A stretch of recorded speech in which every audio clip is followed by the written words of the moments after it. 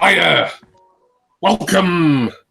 It's another WWE live preview panel show. Thank you to everybody who may be watching this live over the course of this evening or on replay. Obviously, I'm Jimmy Barnes, joined as I always am for these WWE prediction and preview shows by my illustrious panel. We have Not Suitable for Mom, Jason Clow. Hi, Jace. Howdy doody. There he is. How are you, mate? You all right? Yeah, not too bad. Ready to go. Good, good. We're also joined by Rach Capper. Hiya, Rach. Hiya. Are you having a good weekend? Yeah, I am actually. Good, good. A lot of wrestling to watch this weekend. I know you're looking forward to it, Rach. I certainly am. Yeah. And, of course, we are also joined, as we always are, by the Night Owl, a.k.a. Vicky. Hiya, Vicky. How you doing? I'm doing not too bad. How are you? I'm all right, thank you, Vicky. Always suffering with hay fever at this time of year, but there we are. Yeah, I hear you. I'm feeling much better than I was last week. So yeah. Yeah, but glad you all could make it. And well, we've got predictions, last month's predictions from Stomping Grounds to talk about. I guess we can start really by asking each of you what you thought of Stomping Grounds, because I know this was a pay-per-view that I had zero interest in. I didn't see it live. I watched it the following day, and on paper it looked kind of crap, but actually watching it, I'm not going to say it was a classic because I don't think it was, but it was a lot better than I did it to be. Jason, you watched Stomping Grounds, didn't you? What did you think of it overall? Yeah, no, I mean, I thought it was all right. Like you said, it wasn't the best pay-per-view you're ever going to see, but considering when you looked at the card, it was a bit sort of meh. The matches were half decent, you know. Yeah, I mean, it was. I can't think much about it now off the top of my head, to be honest. Yeah. It's sort of that kind of thing. Fine. But yeah, it was all right.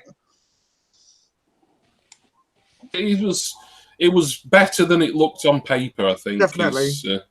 Is how I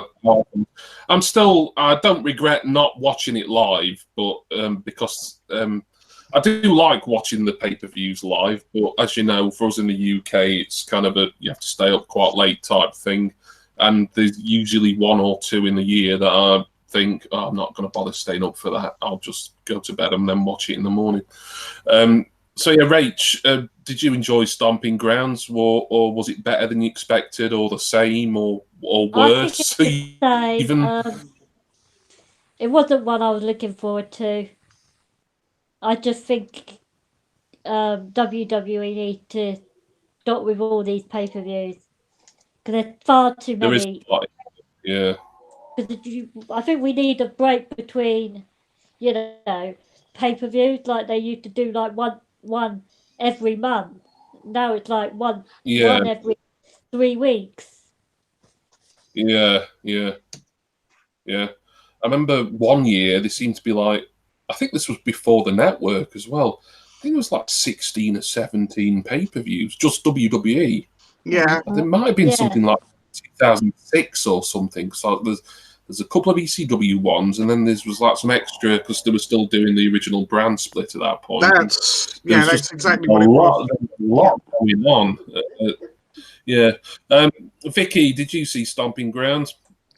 I did. I agree with the bunch of you saying, like, we were not interested in this at all. We almost didn't even want to do the prediction about it because it was just almost pointless. But I think it was a little bit better than I was expecting. I can't remember exactly which matches now because it was in one ear and out the other with it. But it was a little bit better than I expected it to be. Yeah, exactly. Yeah, totally agree. Before we talk about some of the other wrestling that's on, well, tonight. There's a couple of fairly prominent events going on tonight. We will discuss them a little bit shortly. But as we were just mentioning Stomping Grounds, I wonder if Jason would like to give us our prediction results, please. Yeah, I think I've just seen how many matches there were, actually. Just let me quick count up. I think there was about 8 matches, if I remember correctly. Yeah, I mean, I can give you the scores. Okay. We got Vicky got 5. Rach got 6. Well done, Vicky. Yay. Oh, wow. Well done, Rach. I got a total of 4. Yay, Jason. And, Right, okay. and Jimmy got 5. Jimmy, you got 5, mate. So, Okay. yeah, well, you know, we That sounds all right. yeah. I mean, if you go into the averages again, I've literally just worked them out because I had forgotten. Yeah, well, you could have done that at a later date if you'd wanted to, mate. If that was. Well, suffice to say, Rachel's hard math for me, that's for sure. Yeah, Rachel's still in the lead. Put it that way. Of course. Okay, well, Rach is still our league table leader. Rach is the Manchester City of this wrestling panel right now. That's sorry, Vicky. That's a bit of an English football remark for you there. That's you. It is because Manchester United is my favorite named team. a hockey team there as well. Just having a look to see what the major sort of differences were. I mean, we were all. I think I went against a lot of the consensus quite a bit for Stomping. I know a lot of the matches. I was kind of just. I was almost pulling predictions out of my arse, really, because I just didn't care enough about it. So if I'd really thought about it more, I maybe could have improved. But I think 5's all right. To be honest, I think since we've been doing the predictions and keeping scores, I don't think any of us have scored less than maybe 4 or possibly 3 for any event. So I think we're all predicting fairly well, really, overall. Yeah, hang on, just have a. Oh, sorry, I clicked on the wrong thing. Hang on. What are we waiting for, please? Sorry, no, I was. It's the icon moved. No, I was just having a look because you said about the averages, sort of thing. The only one that was lacking, if you want to put it that way, was one where someone, and I won't say who, I'm not going to name and shame, got 2. Oh, right. Oh, yeah, we'll leave it at that. Yeah, well, fair enough. We all have our own days. I bet it with me. I'm not saying anything. Right. Anyway, yeah, I'm ready to do the next one anyway, so we can add them on later on. Yep. So, it's a busy week of wrestling, busy weekend, I should say. We've got Extreme Rules that happens tomorrow on the WWE Network, of course. But tonight, and we can talk about these a little bit before we get on to the main business of Extreme Rules. 2 shows head-to-head tonight. 2 no, I wouldn't say massive shows, but fairly prominent. There's AEW Fight for the Fallen, which is kind of free events in the US, like Fighter Fest was, but for everywhere else, it costs sort of a little bit of money on Fight, so it's kind of a sort of mini pay-per-view. And as a kind of, some might say, a response to AEW Fight for the Fallen, WWE Network have taken the unprecedented step of allowing a independent promotion to stream live on the network tonight, head-to-head with AEW. It's Evolve 10th anniversary show, I think it is. Oh, wow. So, Jason, either of these events, will you be watching them? Are you looking forward to either of them? I don't really know a lot about Evolve, to be fair. I may view it in some capacity later on, but I'm not overly concerned. I mean, I don't know who's in it or what matches are taking place or anything like that. So, not a clue on that one. AEW. there's a fair amount of like 205 Live and NXT talent going to it, especially those who might have worked for Evolve in the past. Yeah, I think I'm the same on there. About the actual promotion. I know I think it's a Gabe Sapolsky thing, and they've had like a close relationship with WWE, as a couple of other indies have done in recent years. But it's quite historic that this is the first non-WWE live event that's ever going to be on the network. I mean, it's a big thing. Yeah.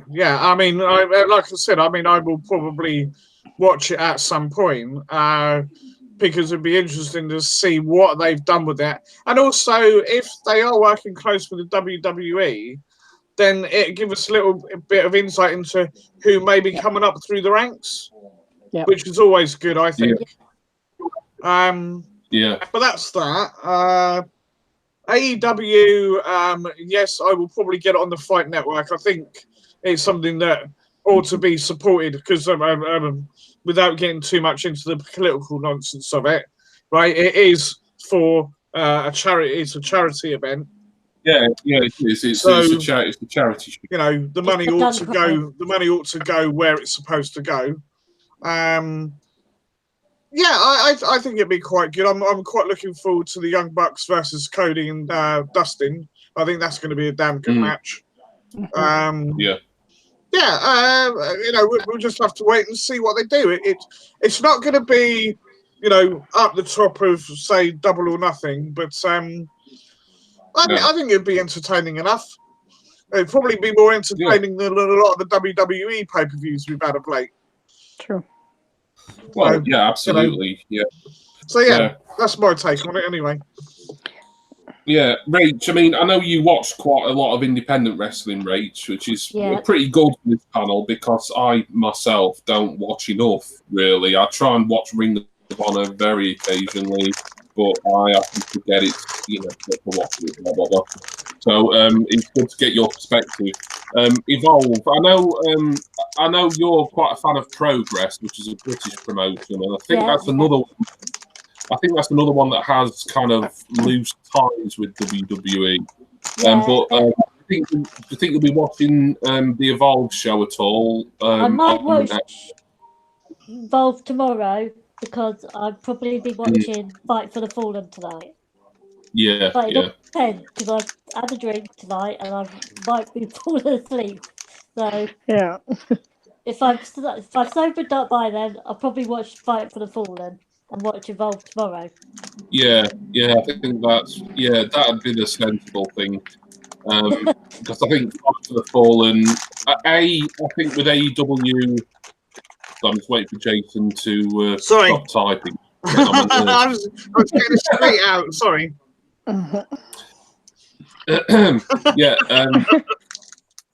AEW Fight for the Fallen. Since we've had a couple of AEW events, I'm now a little more familiar with most of the talent. Obviously, we're going to be familiar with quite a lot of the talent on the Evolve show because, like I say, there's going to be quite a few NXT guys. I think Adam. I wish I'd made a note of some of the matches. I know Adam Cole's certainly going to be at Evolve tonight. I can have a quick look if you want. I can have a quick look. Well, look at all. I mean, like I said, we're not going to spend like ages sort of dissecting everything, but Adam Cole, he might be wrestling Akira Tozawa actually, which to me sounds a bloody good match. Actually, that does on paper at least. But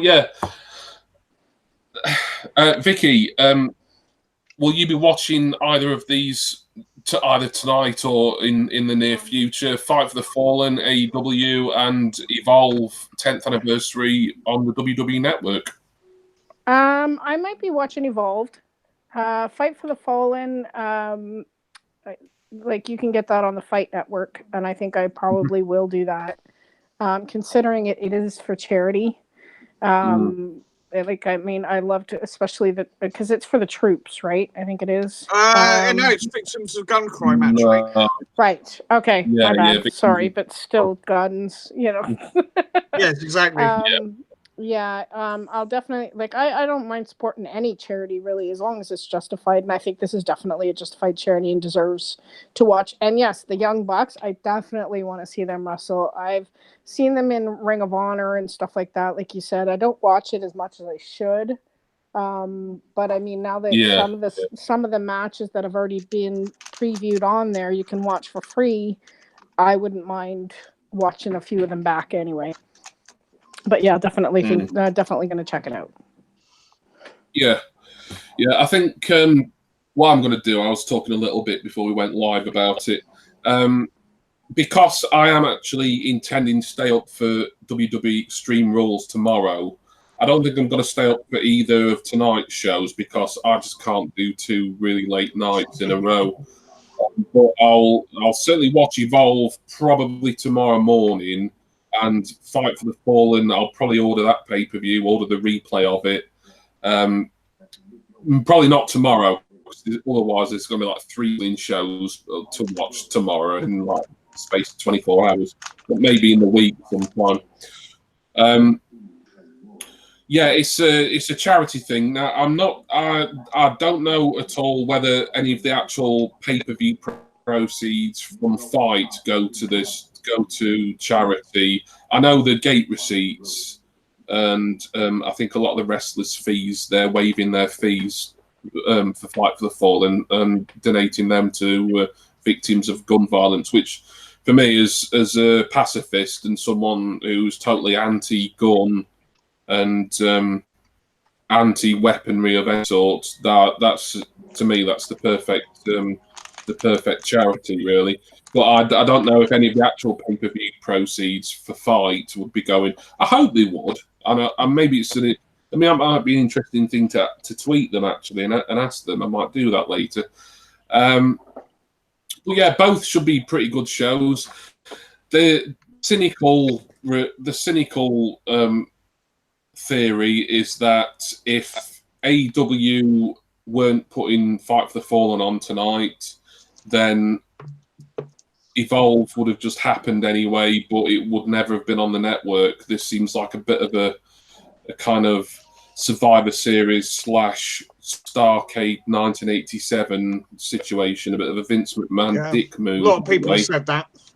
Yeah, and I think that's a valid point, but I also think we ought to realise that this Evolve show has no doubt been booked and on the cards in some fashion for quite a while now, and it was going to go ahead tonight regardless of AEW or it being on the network. But as soon as the WWE get involved and say, this one's going on the network, then suddenly it becomes like another kind of, you're doing this deliberately to take viewers away from Fight for the Fallen, which is kind of some may say that's a big move, and especially as Fight for the Fallen's a charity show as well.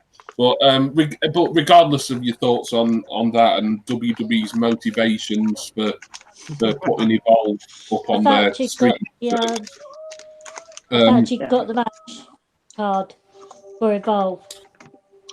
Right, was I right about Adam Cole and Tozawa? Yeah, you were. Yeah. That was one match that stuck out in my head. And like I said, you've probably noticed there's quite a few current WWE, well, mainly NXT and I think 205 Live guys who are going to be on it, and some guys who obviously aren't signed with WWE. This actually with Evolve and whoever else, and I've not seen them wrestle at all. A couple of them I have heard of, like Eddie Kingston I've heard of. Because I think he's with Progress. Yeah. And Matt Riddle, obviously, I've heard of. Yeah. And JD Drake I've heard of as well. Yeah. Jason's typing away again. Are you doing like a secretarial course tonight? No, I don't know. This is what I'm doing. He's eating junk food. I wonder what with that. I had a packet and I was taking the stuff out of the packet so I could actually make less noise.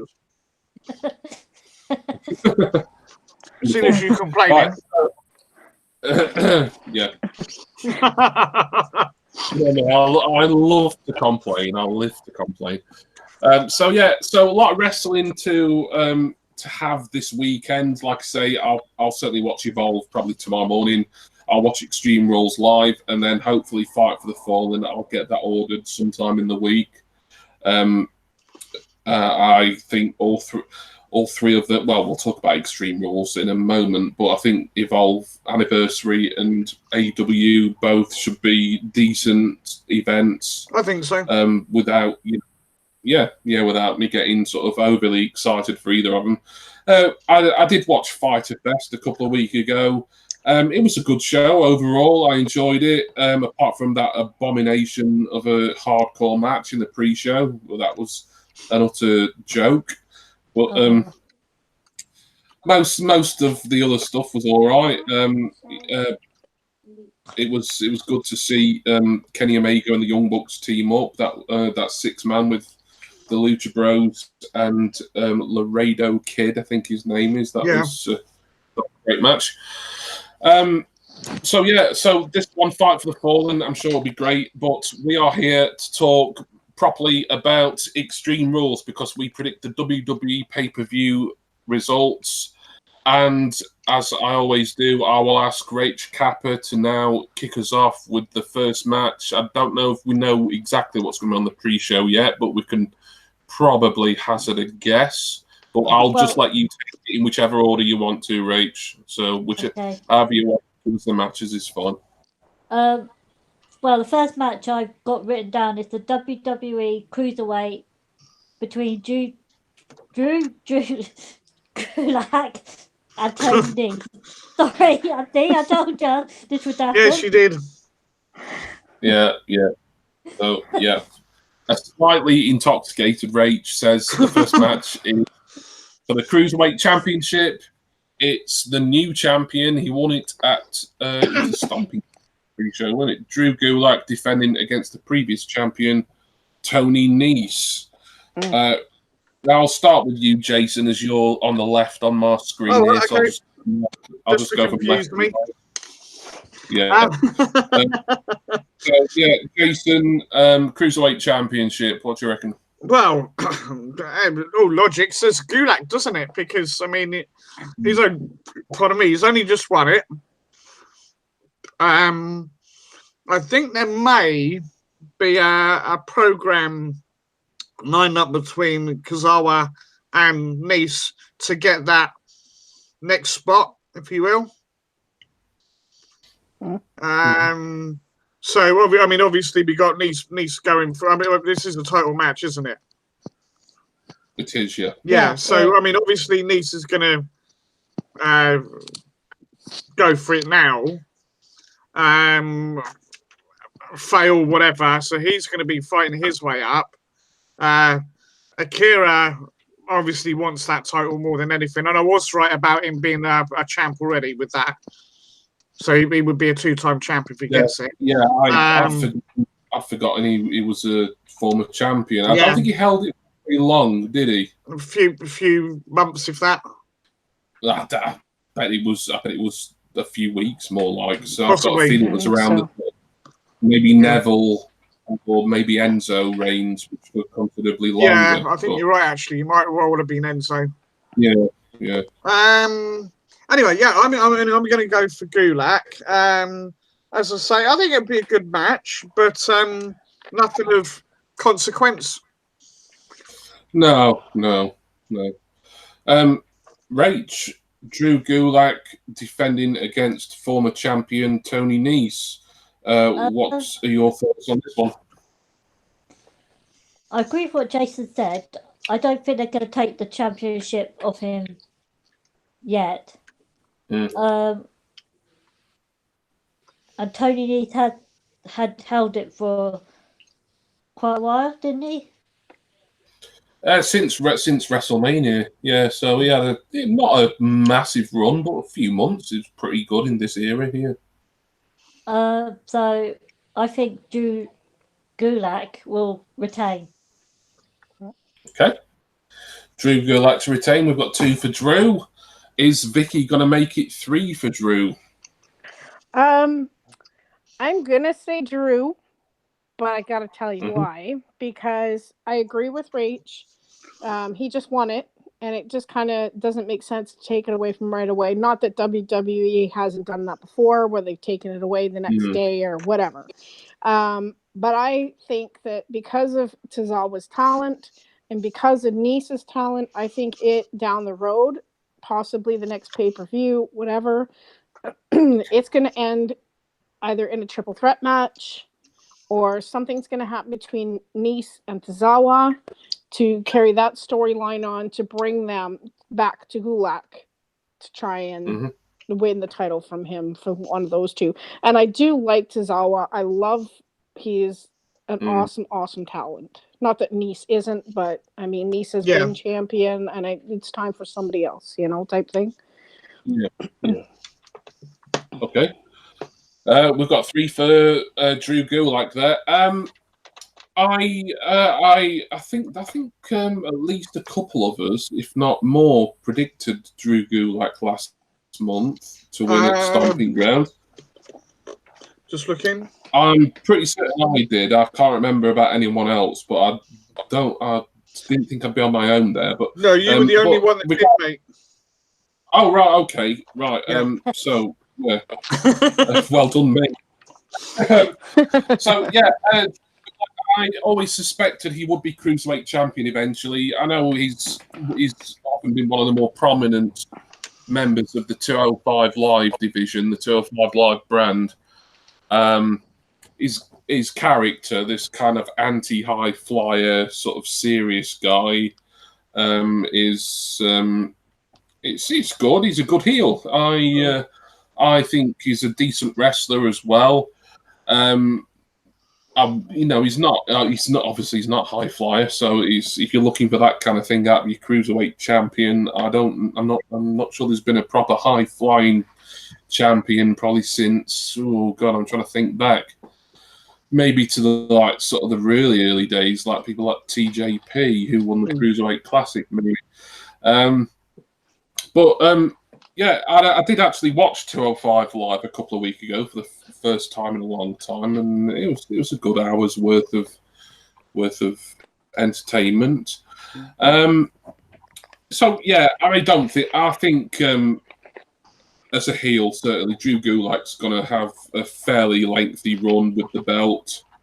As Tony Nese has only just lost it, I don't think it's out the realms of possibility, like what Vicky said, for him to win it back so soon. But I think probably Nese is going to lose tomorrow to Gulak, and then it might be the turn of Tozawa or even someone who hasn't been in the title picture yet or for a while. So I will make it 4 for 4 and say Drew Gulak to retain the Cruiserweight Championship at Extreme Rules. So, Rach, what's our next match, please? Well, the next match I got written down is a last man standing match between Braun Strowman versus Bobby Lashley. Yeah, last man standing, kind of a appropriate gimmick for a pay-per-view named Extreme Rules, where a lot of the matches are kind of sort of your more gimmicked up grudge match type things. Yeah, Braun Strowman, Bobby Lashley. Jason, what are your thoughts on this one? Okay. I'm not sure where they're trying to go with Lashley, to be honest. Because they would, well, but for both of them, for that matter, they were trying to build him up, and especially Strowman going for the title and all this, and then it's all sort of seemed to have fizzled out. And this almost seems like I would put two big guys together to give them something to do. That's almost how it comes across to me. And all this business with Strowman keeps getting screwed over, if you will, or something happens to him that he hasn't gone for the title, or this, that, and the other. I mean, this latest storyline, they had him getting the more injured of the two. I don't know if you know about that story, Jimmy. Vaguely, yeah. Basically, they did let's demolish the set job. Oh yes, Yeah. I saw that. Right, and got speared through the Titantron, whatever you want to call it, the LED boards. So yeah, and the Strowman was supposed to get the worst of it. So what's going on with that? I do not know. Let's make a prediction anyway. Let's go for Braun because he seems to be the more over of the two. Okay. Jason Clow says Braun Strowman, Rach Kappa. What do you think to this last man standing match? Well, I watched the match where they went through that the screen. Yeah.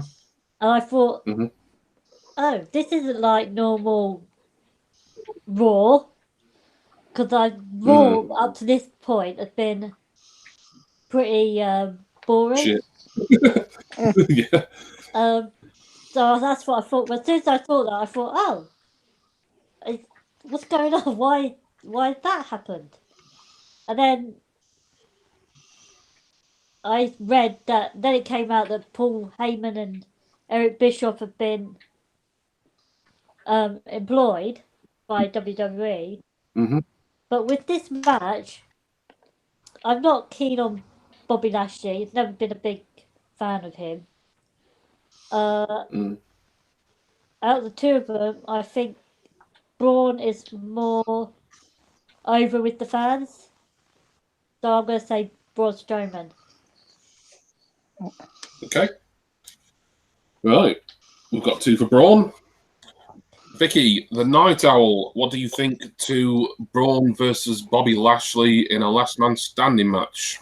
I'm going to have to agree with Rach on the fact that it should be Braun. I agree. I don't know what the heck they're doing with Bobby Lashley. I like the whole thing, him going after other people. I like them putting the smaller guy against the big guy. I mean, God only knows what they're going to do with the Big Show if he's ever coming back. Like, you know what I mean? It's just stuff like this. But I think Braun Strowman, even though he's a big guy, has a lot more stamina than Bobby Lashley. I think he's going to come out on top for me. I didn't mind Bobby Lashley back in the day when he first came into WWE, but I don't like the way his character's kind of going now. And like Rach said, it's just kind of going nowhere. So I hope they figure something out. Maybe this is what they figure out with him. It's kind of a filler match for me. So, but I am going to go with Braun. Okay, 3 for Braun. I've not got any real interest in this match. Some last man standing matches I've watched have been fantastic. Others have been kind of maybe average. I don't expect this one to probably be much more than above average, but if there's some sort of stunts akin to the LED thing on Raw, then you never know. I mean, that Raw episode, I think, had Heyman's fingerprints all over it. Most definitely. And then the following week, I think, like, obviously Heyman hadn't started this job of, head director or whatever it is. He hadn't started it officially, so it was back to sort of Vince McMahon sort of being in charge and Raw being kind of crappy again. What I have heard is that Paul Heyman, when he starts this job properly, if he hasn't by the time we're speaking about it now, he is quite high up on Braun Strowman. So if he's intending to push Braun, and I know he's had pushes before, but they've been kind of stop-start. But if Heyman's going to try again and persevere with Braun, then obviously this would be the ideal opportunity for Braun to get a win, decisive, convincing win against Lashley, who I don't really know what's in his future, really. I think he might end up being one of these guys who's just kept on the roster just to stop him from going to the competition sort of thing. Like, he's probably going to get signed up to another 5-year contract, and then, you might get wheeled out for battle royals and stuff. I don't really see him doing an awful lot once this thing with Braun Strowman's ended. I don't mind Lashley. I'm not a massive fan. I think he's a little bit overrated for what he is. So yeah, I'm gonna go with the consensus again for this one. I'm gonna agree with the three of you and say that this one is going to be a win for Braun Strowman. Okay. So there we are. Can I? Sorry. Oh, go on, Jason. Jason wants to say something. The only thing you're saying about the Heyman Bischoff thingy, I believe they start officially this week after the pay-per-view. Right. Yeah.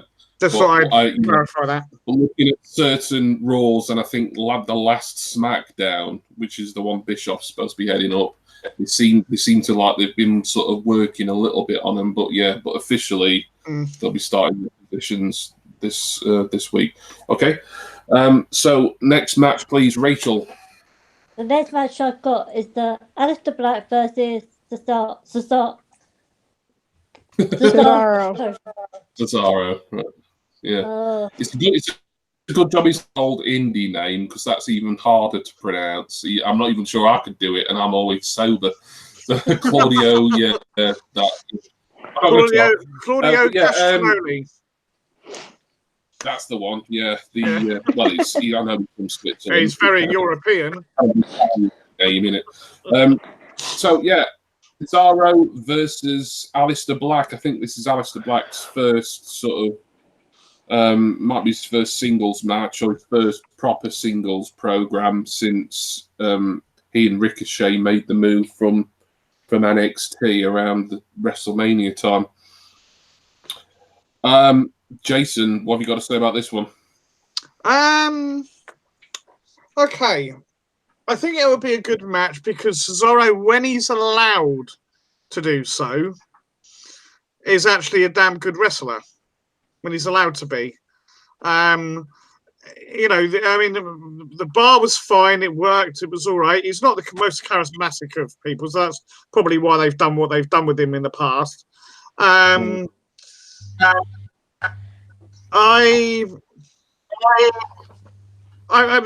logic would say that Black's going to win because he's the one they're hyping up. He's the one they're trying to push over. But I don't think it's going to be an easy victory. I think they're going to have him to show that, look, Black's after going for the best want to challenge him. So Cesaro's pretty good. I mean, they could have picked anybody, but they picked Cesaro, so which I think is a good pick. But yeah, I think Black's going to win it. Yep. Okay. Rach, what do you think to Aleister Black versus Cesaro? Yeah, I could see what Jason's saying. Cesaro has put over NXT guys before. As for this match, I haven't been watching much of the build-up because I haven't been watching SmackDown or Raw recently. But I literally thought it was going to be someone else. I didn't think it was going to be Cesaro to be the first opponent. I thought it was going to be someone like, because they teased for a long time that it was going to be Randy Orton. Yeah. But obviously Randy's injured. As for this match, I think Aleister Black will win, but I don't think it's going to be an easy match for him. Yeah. It's not going to be like a quash or anything, yeah. Okay, 2 for Aleister Black there. Is Vicky going to make it 3, or do you think that Cesaro could pull an upset out of the bag? Because I think it would be considered an upset if he won. Vicky? This is a hard one for me, actually, because I like both these guys. I do kind of agree that they haven't really used Cesaro to his fullest. It's Cesaro's a good wrestler. I like the whole James Bond thing that he came out with, and that was really cool. And the fact that he designed his suit, like he really had his own ideas, and they let him go with it, and it turned out really well. And him and Sheamus as the Bar, that was like one of the best tag teams I've seen in a while. They lasted quite a while. They went quite far with it, and I really enjoyed it. But now that Sheamus hasn't been wrestling, Cesaro was injured for quite a while. I mean, this is a great comeback match for Cesaro, but I do also really like Aleister Black. I mean, he is a tough customer. So I'm actually going to have to go with consensus and say Aleister, just because this is Cesaro's first match back in quite a while. Or not. I know he was in another match a while ago, but this is his first actual pay-per-view match back in a while, and I think he's gonna take him. Okay. Right. Just before I get to my thoughts on this one, just want to say hello to Big Rod. Thank you for coming in. Really appreciate it. I'm well, thank you, Big Rod. Hope you're having a great weekend and looking forward to this plethora of wrestling that is on this weekend. So yeah, Cesaro versus Aleister Black. Aleister Black was brilliant in NXT. Great NXT champion. I liked his tag team with Ricochet. It kind of felt a bit odd couple for a while, but as soon as you saw them win the Dusty Cup, I kind of, I got it. It was, just a phenomenal pairing. But obviously, I think they both work best as solo competitors, as singles guys. And obviously, we're going to get onto Ricochet in a little bit. I like Cesaro as well, but with him being like the veteran in this and Aleister Black being sort of, but not really a newcomer, he's the one who needs a boost, who needs this push. He needs a good win to get him off the starting blocks, as it were. So yeah, well, so far we're all in agreement on everything, because I'm going to say Aleister Black is to beat Cesaro at Extreme Rules. Right, so yeah, there we go. Should be a good match. Rach, is the next match you've got written down going to be a good one? The next match I've got written down is the SmackDown Tag Team Championship. Daniel Bryan and Eric Rowan versus The New Day versus Heavy Machinery. Yep, triple threat tag team title match for the SmackDown tag title. Daniel Bryan and Rowan, vegan warriors, vegan army. That's not the real name. Versus Heavy Machinery versus Xavier Woods and Big E of the New Day. Yep. Jason, triple threat tag team title. Right. Okay. BB and Braun have held the titles for a little while now, haven't they? Yes, since I'm trying to think, was it around Money? Was it before Money in the Bank, or I don't know? See, it seems a little while now. Yeah. So I'm wondering if they're going to try and shake things up a bit. So, with that in mind, would they really pick New Day again? I'm wondering if there's something going to go on with New Day before too long. We've been speculating on it for a while now, haven't we? Yeah, we're not that far away from SummerSlam, are we? No, about is it 4 weeks? Is it before? Yeah, about 4 weeks. SummerSlam. Yeah, so it's the next pay-per-view, basically. Yeah, I have a funny feeling that something's going to happen. Which will lead into something major happening at SummerSlam without going into too much detail. So, I'm going to go out on a limb here, and I'm going to say the new tag team champions will in fact be Heavy Machinery. okay. I think they're a damn good team. They're fun, right? I love what was it? It's Otis. I think he's great. Yeah. And they're still keeping with a good fun team, which I like. They don't always have to be, oh, look at me, I'm really dead serious about everything and anything, and which is what they got going on with Daniel Bryan, obviously deliberately. So yeah, I think a new fun team and mix it up a little bit. Yeah, Heavy Machinery. Heavy Machinery, says Jace. Okay, so yeah, triple threat match. Rach, it's for the SmackDown Tag Team titles. I've always found these, if it's a triple threat or fatal four-way, it can be a little more tricky to predict sometimes. But let's listen to what you think about this match. I think it's about you. I don't want to see the title go back on New Day. I think they've had them before, well, several times before.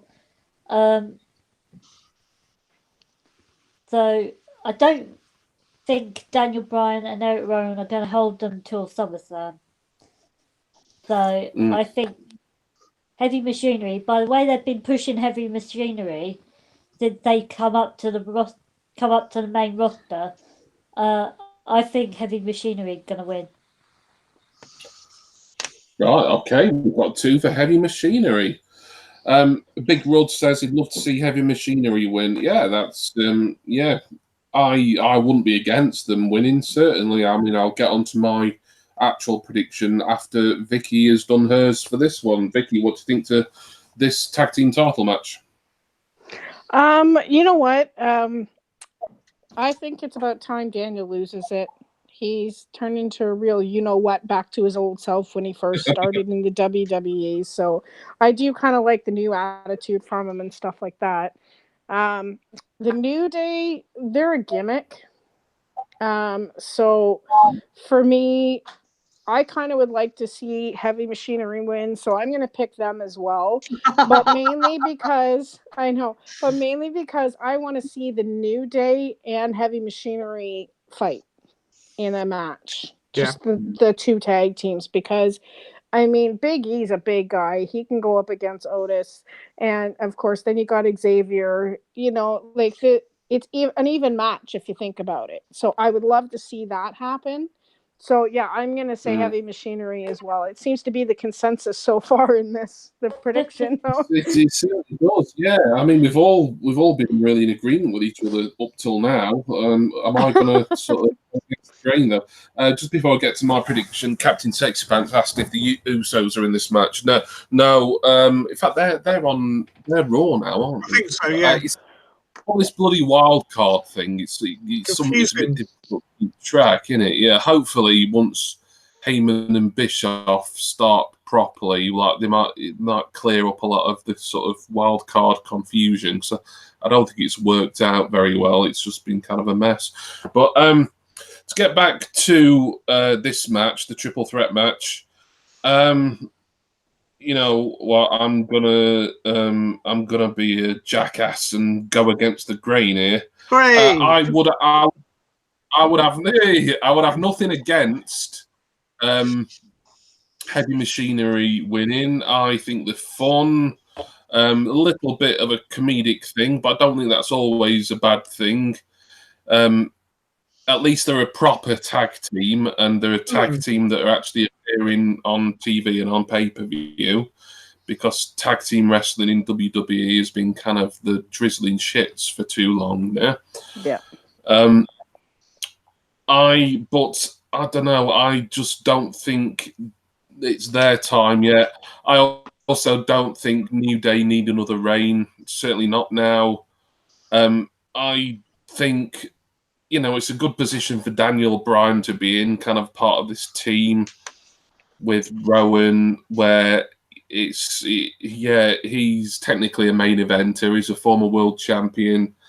He really ought to be in bigger matches, but what with his sort of history of concussions and injuries and what have you, perhaps it's a good thing that he's in this kind of slightly more reduced role in part of the tag team, and perhaps it's a bit easier for him sort of physically.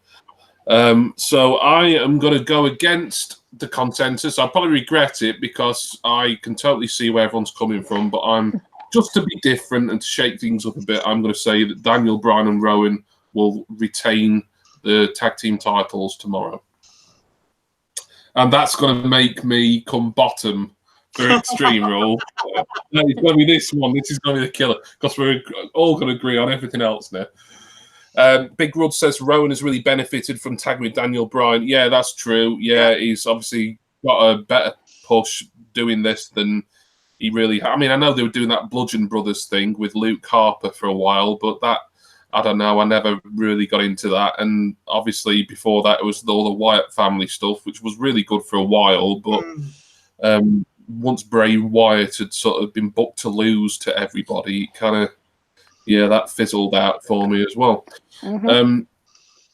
Captain Sexy Pants said FTR. I feel like I should know what that means. And I can work it out. I think that's for the Raw. Right, okay. Right. Love Luke. He's. I think Luke Harper's kind of sort of been paid to stay at home at the moment. I know he wants out, and then he. What I'd heard was him getting injured somehow activated a clause in his contract that extended his contract somehow. So that meant he couldn't leave the company when he wanted to, which seems really odd. But anyway, so there we are. We've done the SmackDown Tag Team Title Triple Threat. Rach, what's the next match for Extreme Rules? Well, the next match I've got written down is the Raw Tag Team Championships. Okay. Between the Revival versus the Usos. Right. Yes, the Usos. Yes, I almost forgot about this match for some reason. So Usos are challenging the Revival for the Raw Tag Team Championship. Sounds a little bit of a pre-show match to me, this, but I guess we'll wait and see tomorrow. What do you think to the Raw Tag Team Championship, Jason? I don't know. I've had so many sort of conflicting things at the moment with the Revival of they're staying, no, they're not, they're going, we don't know what they're doing. They are getting a hell of a push, but being, mixed in with he who shall not be named. Yeah. Mr. Screen I think we're going to have to. Mr. Screen Time Hogger. I'm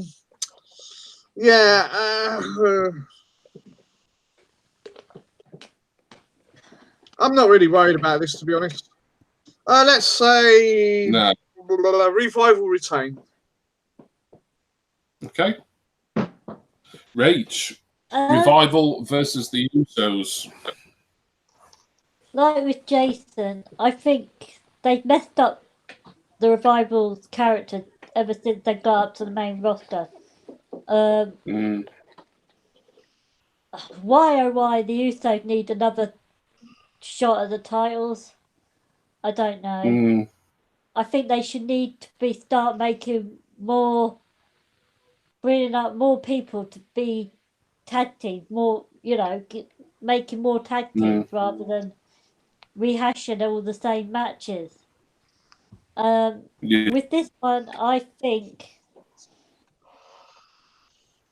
I'm going to say the Revival retains. Yeah, I'm going to go with Jason, say the Revival retains. Just before we get to Vicky, Big Rod says, I think somehow the Revival wins through some dirty tactics. That sounds like that. I know what you're saying there, Rach. I think it's just this general poor state of the tag team scene WWE for quite a while now. They're having to do these same old matches, like, the New Day again, the Usos again, because any other teams that they've had, either coming up from NXT or with the exception of ones like Bryan and Rowan, other ones that they've put together just haven't really worked. So hopefully the tide will turn on Raw and SmackDown, or at least on one of them, depending on Heyman and Bischoff's attitude towards tag team wrestling. Vicky, what do you think to this Raw tag team title match? I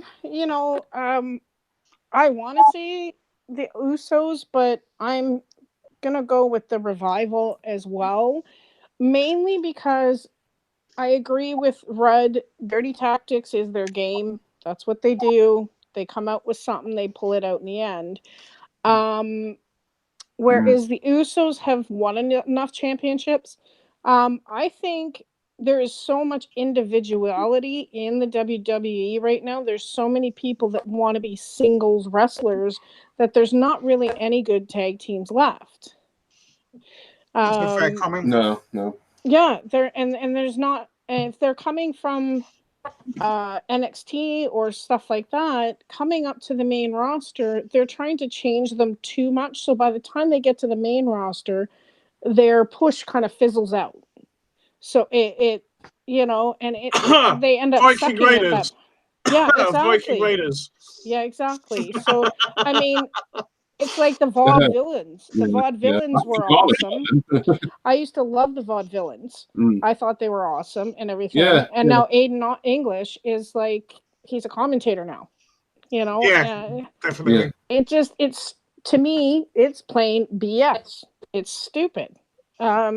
And they really need to step up their game. And I really think that Vince needs to retire. And I'm just going to leave that at that. That's a discussion for another day. But I'm going to stick with the Revival on this one. Okay, we've got 3 for the Revival. Thank you, Vicky. I agree with pretty much all that, Vicky. Vince needs to retire. Hopefully the employment of Heyman and Bischoff to these important creative roles means that Vince is finally going to relinquish some creative control. I mean, he's always going to have the final say. You know, he'll be in a coma on his deathbed at the age of 150, and it'll be like 1 twitch for yes, 2 twitches for no, sort of thing. You know, he'll be booking Raw into oblivion. Then I think we've just got to accept it. But yeah, I agree with what you say about tag team. Oh, yeah, Sorry, hon, I didn't mean to. I think they need to bring back. You remember when they used to let us vote on the matches? Oh yeah, what we wanted to like see. I think they need to do that again. Yeah. With social media being more prevalent than it was back then, I think they could do it probably a lot more seamlessly now as well. Something like an interactive pay-per-view. Yeah, I wouldn't be surprised if we did see something, like maybe some sort of, Cyber Sunday type thing. Maybe they call it something different, where you vote for what you want to see on Facebook or Twitter or text message again or whatever. So yeah, I can certainly see that happening in the future. That sounds like something I think probably at least Paul Heyman would get behind that, because I know he was when he was heading up ECW, he did the annual CyberSlam convention, didn't he? And that was back when the internet, that was like the early to mid 90s, where the internet was really in its infancy, really. So I could see him sort of enjoying more interactivity. But going back to this match, all the good tag teams that you can say, who were good tag teams, like your War Raiders or whatever they called this week, Viking Viking Warriors, Viking Dudes or whatever, all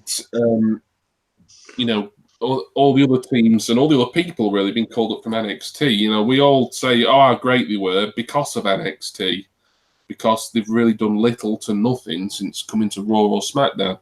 And that is something that really needs to change, because, and I've talked about this before, I now dread hearing about NXT call-ups.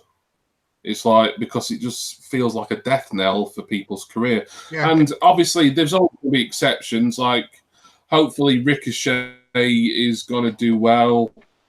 He's obviously an NXT call-up. Hopefully, touch wood, Aleister Black's going to do well. But, for every Aleister Black and Ricochet, potentially, we've got guys like Eric Young, who's done fuck all.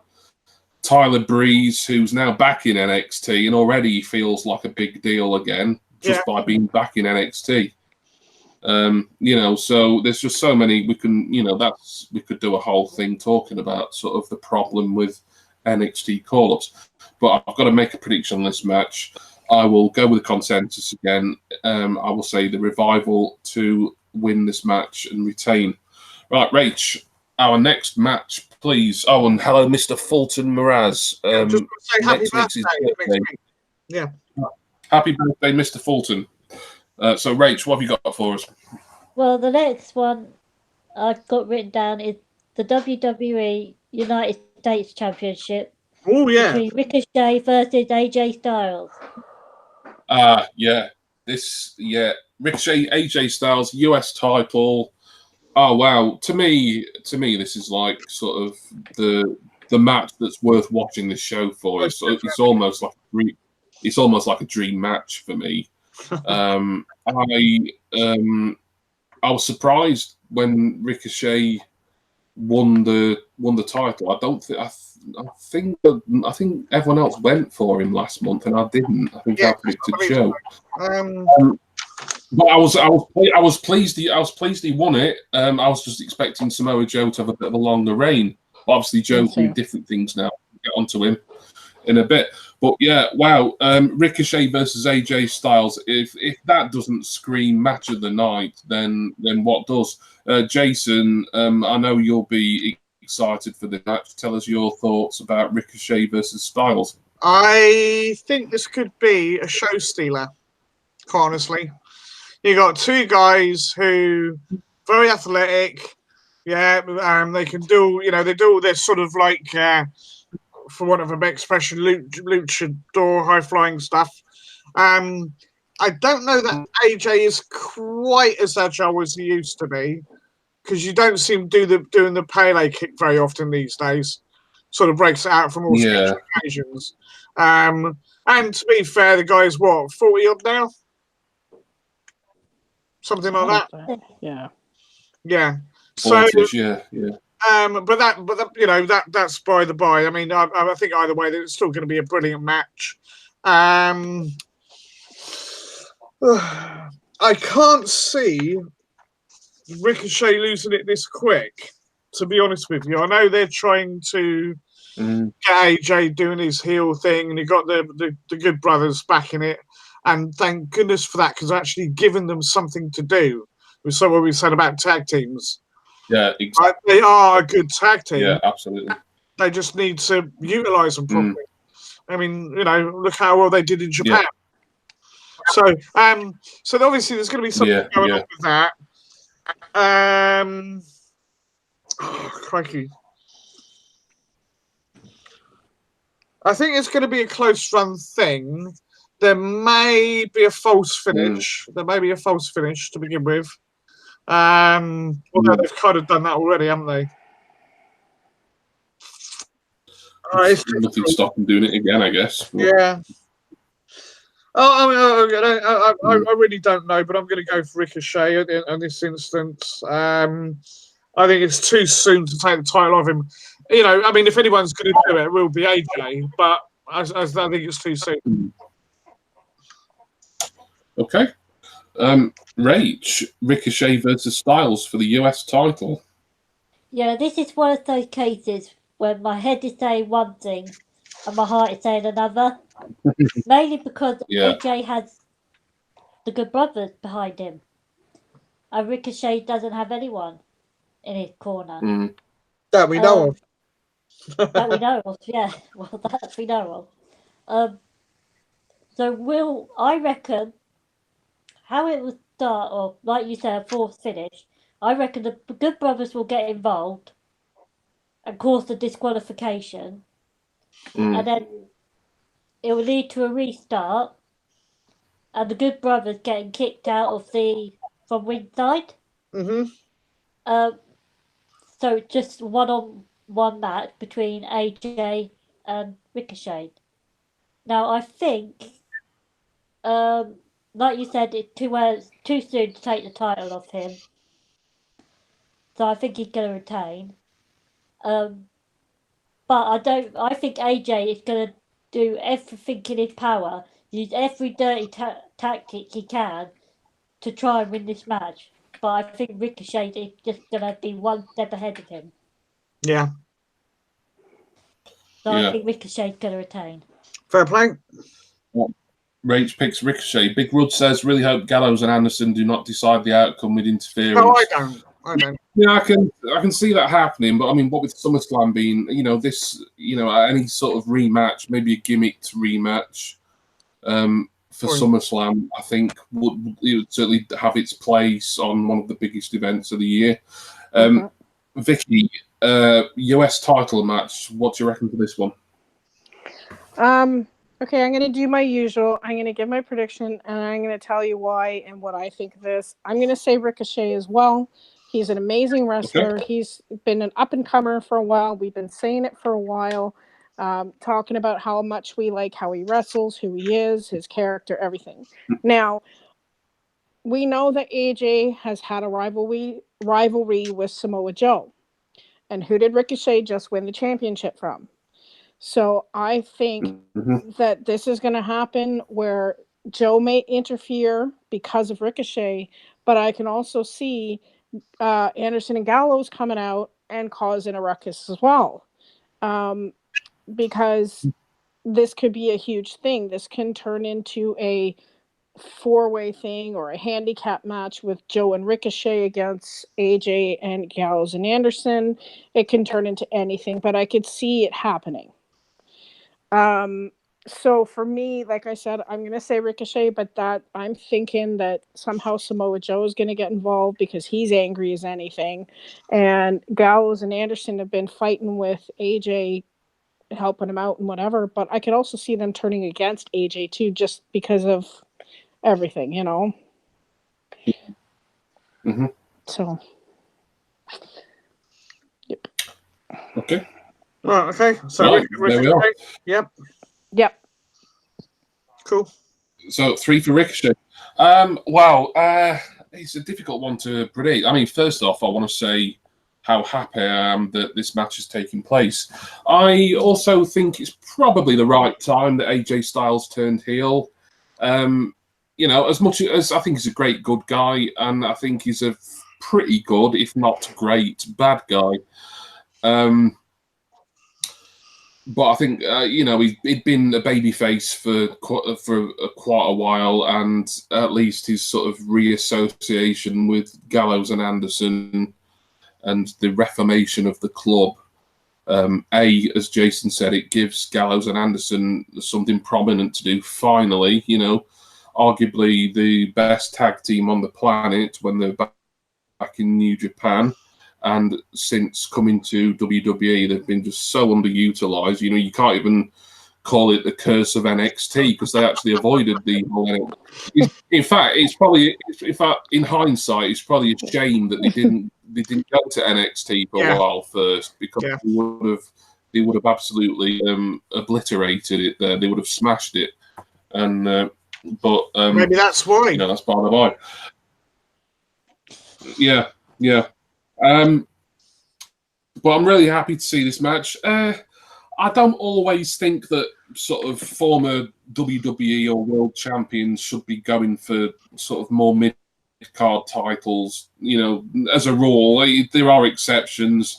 And to me, AJ Styles still feels like quite a recent WWE champion. So it's a little bit sort of a step down for him to challenge for the US title, especially as the US title has never held quite the same prestige in WWE as the Intercontinental title may have done once. I know we've said before that really it'd be nice if the US title was given a real stable kind of build, and that division was just sort of built up properly again. But maybe Ricochet's the guy to do it. Maybe AJ Styles is the guy to do it, even though he's already a world champion in the company. Oh God, I'm really looking forward to this match. I don't mind who wins. I'd be happy seeing either of them win. I'd even wouldn't mind it being a screwy finish, like a DQ thing, because I just think there's potential for some great rematches at SummerSlam and even beyond. I'm going to go against the grain, I think, here. Even though I think, yes, I agree with everyone, it's too soon for Ricochet to lose the title. I don't know. I just feel that with AJ's recent heel turn, that he he's going to get that belt. If not at Extreme Rules, then maybe at SummerSlam. But just to be different, I'm going to say, even though to me it's a coin toss, this one, I'm going to say AJ Styles to win and become the US champion tomorrow at Extreme Rules. Cool. Big Rod says, did you see AJ slapping the soul out of Ricochet slapping the soul out of I think you right, get a slap fest. Yeah. Sorry? I said I think you could get in for a bit of a slap fest. Yep. Okay. Yeah, sounds like that's sort of slightly rude sounding name you'd have if you were running a wrestling company. Jason Cloud Promotions presents Slapfest 2019. Live on pay-per-view. Main match. Just wait till you see his Great American Flash. We'll put Jason on a chair in the middle of the ring, tie him to it, and we'll slap him and spin him in circles. Right, so there you are. Next. But yeah, this one match really makes Extreme Rules worth watching for me. And obviously on paper, Extreme Rules looks to be a far superior event to Stomping Grounds. Stomping Grounds wasn't all bad; it was decent in places, I will admit. But yeah, next match for Extreme Rules, please, Rach. Well, the next match I've got is the WWE SmackDown Women's Championship. Yep. Bayley versus Alexa and Nikki Cross. Yeah, so I'm just being a little bit quiet because you set my echo off my other one. Every time. Bedroom, even though I've got one right there that ignored it. So yeah, Bayley defending against Ms. Bliss and Nikki Cross. I think it was originally supposed to be a one-on-one match, and then they changed it to a handicap match. Yeah, it looks to be an interesting one, this. Yeah, let's see what Jason's got to say about it first. Jason. I still don't really know what's going on with Alexa because she had all these injuries and then she come back, but she's not. Has she had much of a proper match since she came back? Not little way. Really think so. I mean, he's done sort of bits and bobs in battle royals and the Rumble, but yeah, they seem to be still kind of very cautious with her, don't they? Yeah, did she have something like a concussion or something? Yeah, there was worry that it was like almost on a Daniel Bryan level, weren't they? So and this is why they're doing all this. That's why they're doing all this business with Nikki, and it sort of gives Nikki a push, obviously. I do wish Nikki would go back more into a sort of like kooky character, though. Mm. She's sort of like almost like a naive kid now, isn't she? Mm-hmm. You know, whereas before, and she was a little bit creepy, a little bit sinister, but fun. Yeah. Oh dear. If Nikki pins, that means Alexa still wins the title, doesn't it? Yep. I don't know. I think so. Yeah. I think she's winning. I'm not actually sure. Yeah. Mm. Yeah, it'd be like, you on behalf of me kind of thing. Yeah. I would have thought, yeah. I reckon, because Bayley's held the title since WrestleMania, didn't she? She can't. I know. Sorry. Money in the Bank. It was Money in the Bank. Yeah, because she cashed in the Money in the Bank. Yeah. So she's had it for a little while. They've not really done anything with her character like we thought they were going to do. She's not really turned heel or anything. Mm. Do you know what? I think, because it's going to spark something off, I think Nikki is going to get the pin. Alexa will obviously get the title, but I think that the winner will be Nikki. Right. Okay. So Nikki and Ms. Bliss to win, says Jace. So yeah, I suppose predictions wise, we're picking. We can't be so specific as to say no. The winner of the match is either Nikki Cross or Ms. Bliss, but we can say that the team of has won or Bailey has won. But you think that Nikki's going to make the pin. Fair enough. Big Rud says, is this match similar to the Freebirds rule where either Nikki or Bliss can defend it if they were? I don't know. I suppose this scope for a kind of co-champion sort of thing. I don't think that I hope it doesn't. I didn't like it when they did it with like Lake Call like some years ago, although that was the Divas title and that was kind of unimportant back then anyway. Rach, what do you think of the handicap match? I think Miss Bliss will turn on Nikki. All right. Or Nikki will turn on her. Because I think Bailey, she's been listening to Bailey a bit too much, Nikki has. And Bailey's been getting into her head by saying all this stuff about Miss Bliss. And I think Nikki's going to turn on Miss Bliss. Nearly said it. And I think she's just going to say, no, screw you. I'm going to go for this title myself. I was the one who put us in this position. I'm going to go for this title. And I think it's going to be made into a triple threat match. All right, okay. Where Bailey would have been in a handicap match, I reckon it would be turned into a triple threat match. And I reckon Nikki is going to get the pin. Okay.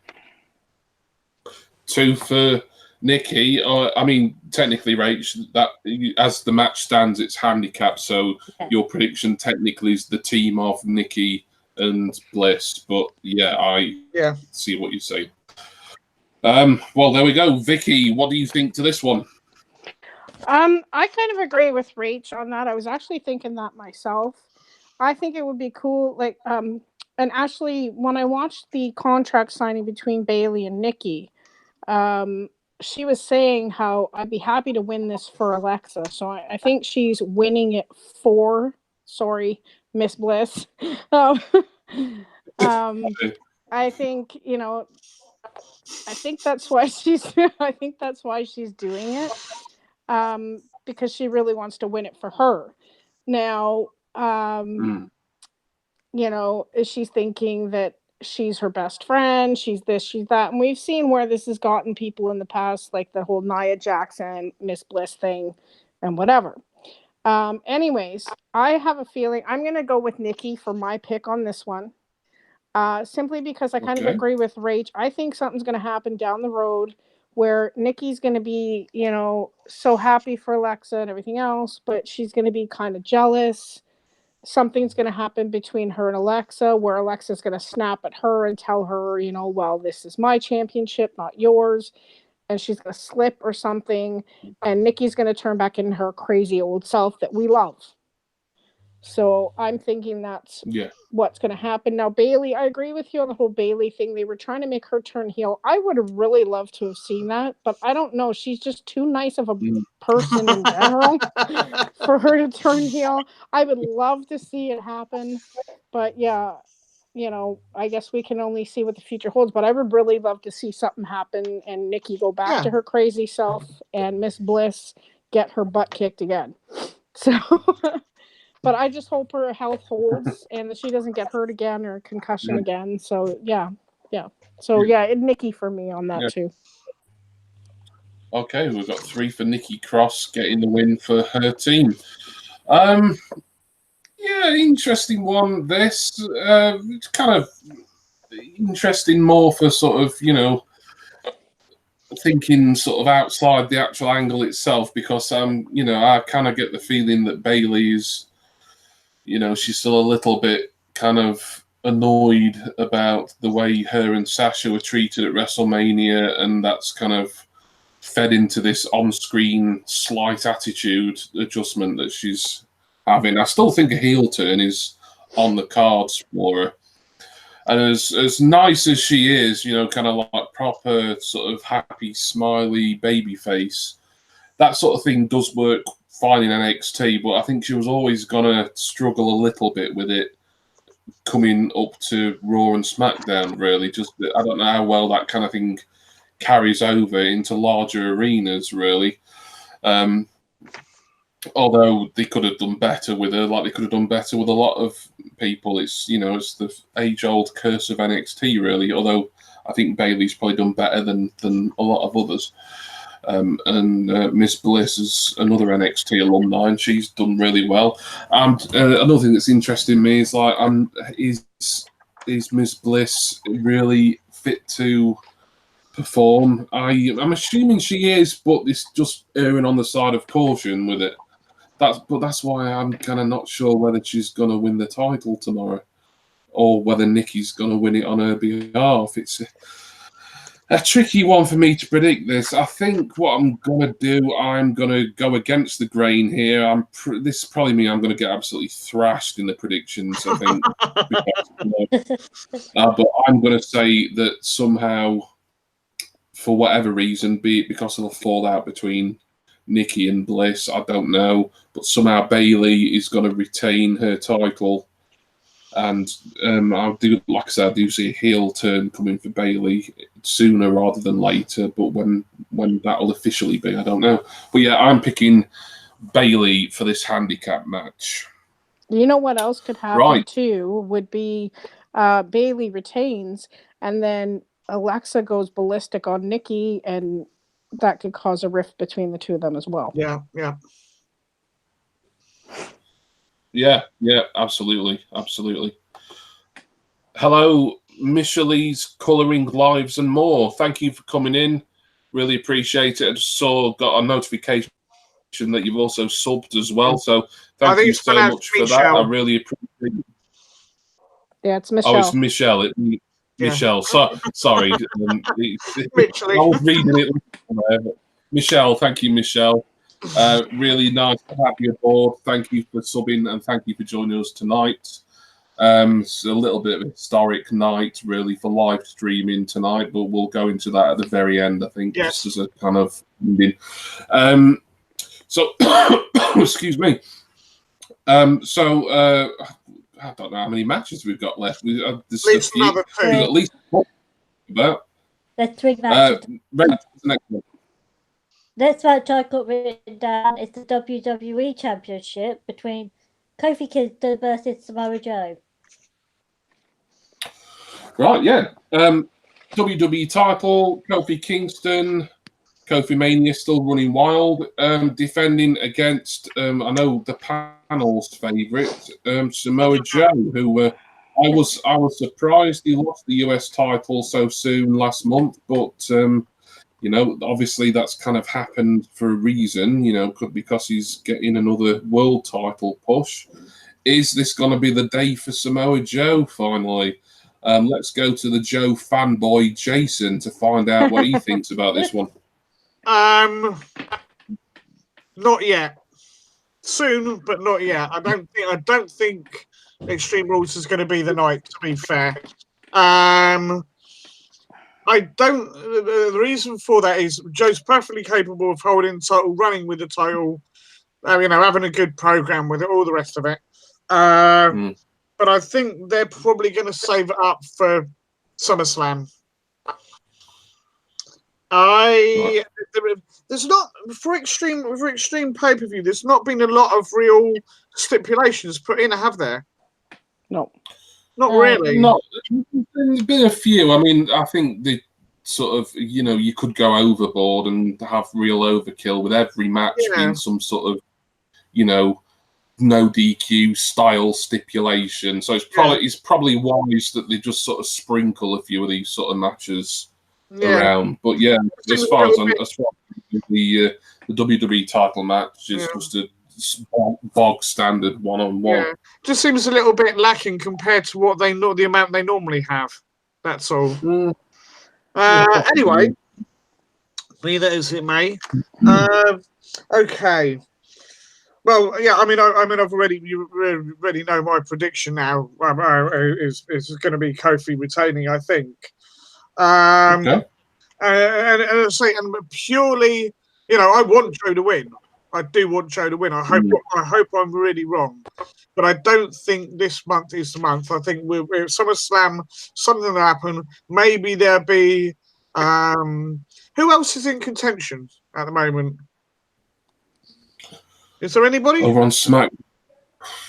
Well, that's the question. I mean, you can argue that like your number one guy on SmackDown, just simply due to his pushes over the last few years, is Roman Reigns. But obviously, he's got all this Shane McMahon and Drew McIntyre business. So, yeah.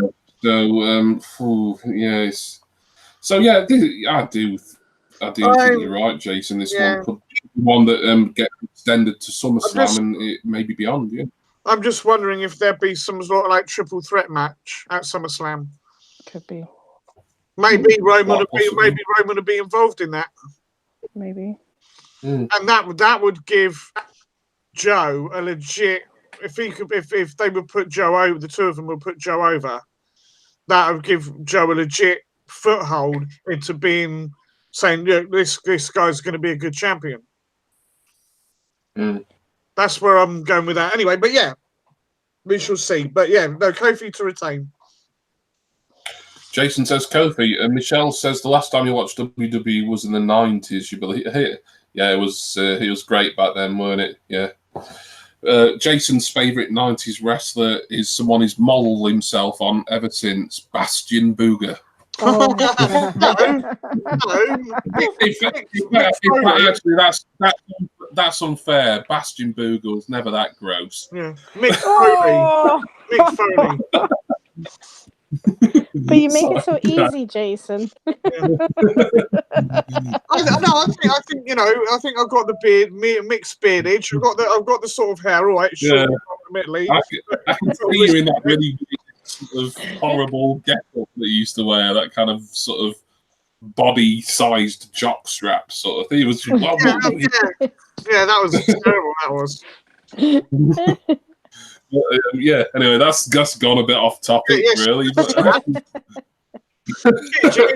right. Rach, Kofi Kingston versus Samoa Joe. What do you reckon? Kofi's still very much over with the fans.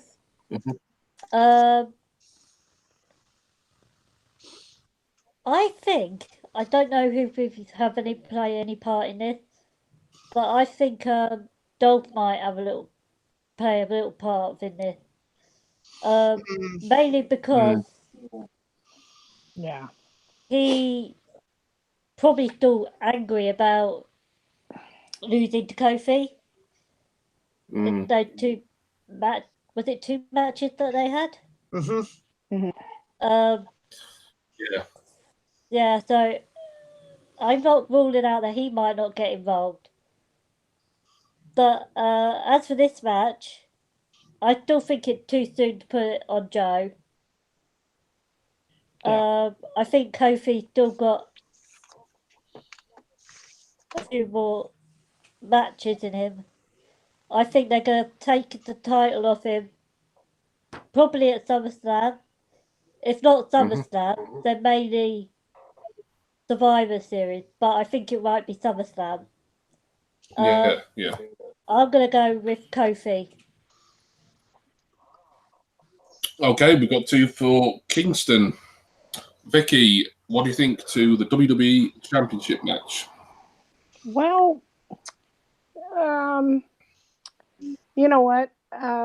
Like I said before, Joe is an angry guy. I love how he wrestles. I actually like him as a wrestler. He's a good guy. Kofi, we've been rooting for him for a while. He's done all these high-flying tricks and ways to get back in the ring for WrestleManias, for Royal Rumbles, whatever. I think the hype on Kofi has kind of fizzled out, but I do know that if he did lose it this soon, the crowd would have something to say about it. So I agree that it's too soon for him to lose it. But you know what? Rachel said something about somebody else interfering as well. Dolph Ziggler, who has been a huge factor in all of this lately since his breakaway from Drew McIntyre. I think he could be a factor in this. This could be another thing that turns into another triple threat match, you know. Yeah. You know, that's what I'm thinking. Again, you know, there's been so many of those lately. So, or a number one contenders match. Like, I used to like it when they did like the King of the Ring pay-per-views where they weaned down the roster and competition, you know, blah, blah, blah. Anyway. Yeah. But, like, that's one pay-per-view I wish they would bring back. However, looking at it, I'm thinking, like I said, I think I'm going to go with Kofi. He's my pick. Just because I think it's too soon, because the crowd will have something to say with him losing it so soon. But Joe is going to put up one hell of a fight. He might even get disqualified. Yes, pardon me. That's very likely, actually. Yeah. Pardon me. So, yeah, I'm going to go with Kofi. Cool. Right. So, yeah, now then, at the start of us talking about this, I thought, yeah, I know what my prediction's going to be. It's going to be a relatively easy one. And then while I was listening to everyone else, I was just thinking about a factor that no one else mentioned, and that I think, although not pertinent to this match could have ramifications for this particular person. And when the person I'm talking about, I don't even think he's even got a match at Extreme Rules, but I'm absolutely positive that he's going to be there and make some sort of impact, and that's Kevin Owens. So I forgot that. now what I'm thinking, I'm not saying he's going to get involved in this match. I think if he's going to get involved anywhere, it's going to be in the Undertaker and Roman versus Drew McIntyre and Dickhead match. But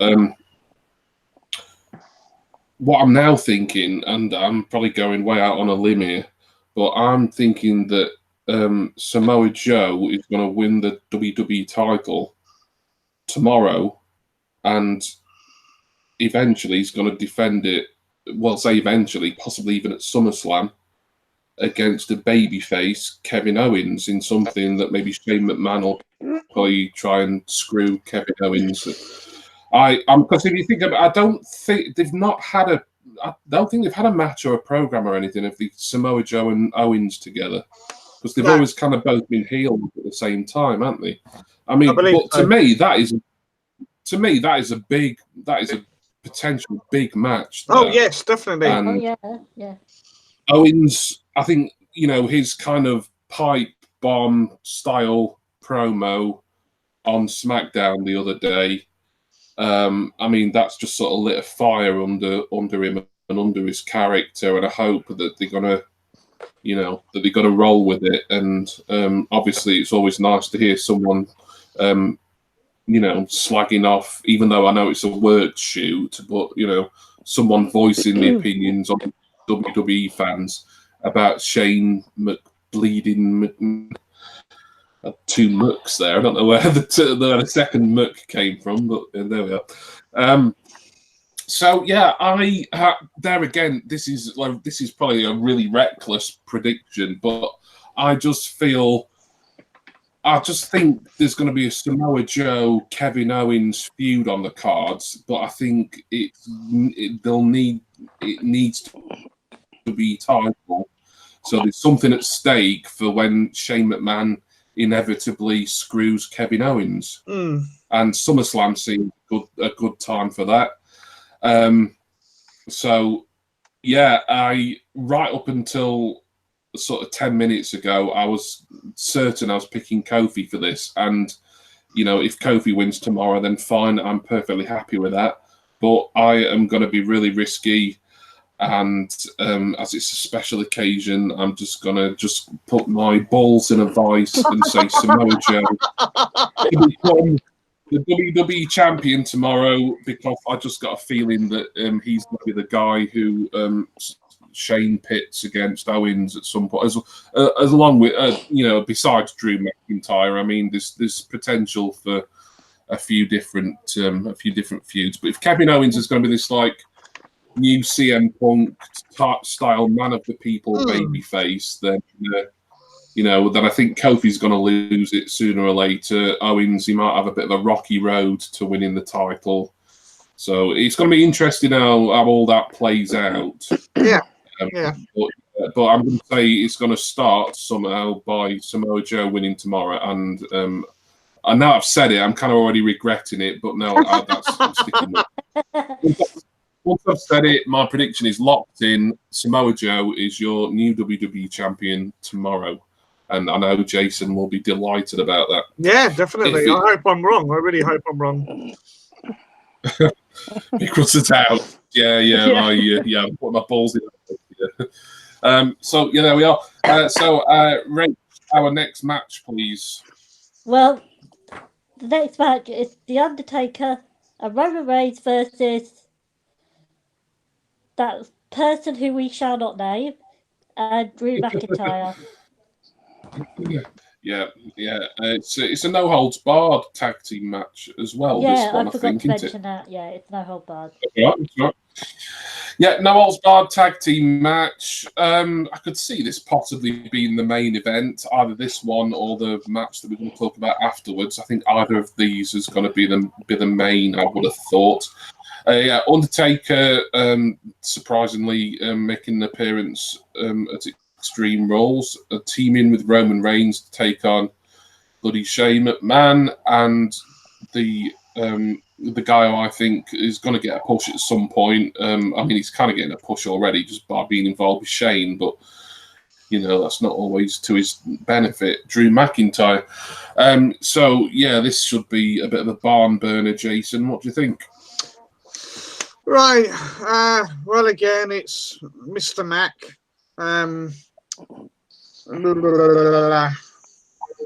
Okay, I can see why they're doing this, why the Taker's involved, because obviously they want to give him if it's going to have a send-off, this would be a much better send-off than bloody Goldberg fiasco.